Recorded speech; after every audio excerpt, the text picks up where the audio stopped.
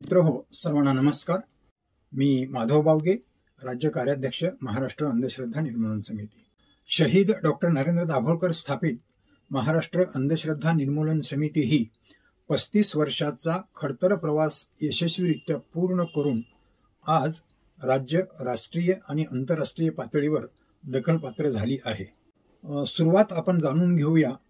1969-70 मध्ये doctor MBBS झाले. 1970 ते 1982 पर्यंत त्यांनी डॉक्टरी व्यवसाय केला. खिलाडी वृत्ती आणि सामाजिक भान असल्यामुळे 1982 पासून पुरोगामी परिवर्तनवादी चळवळीमध्ये ते सक्रिय झाले. तार्किक विचाराचे बी प्रेमानंद यांचा राष्ट्रसेवा दलाने महाराष्ट्रात 22-23 जिल्ह्यामध्ये दौरा आयोजित केलेला होता आणि त्याला मिळालेला भरपूर प्रतिसाद, त्यावरून विज्ञानवादी विवेकवादींचे नागपूर येथे 10 दिवस शिबिर झाले.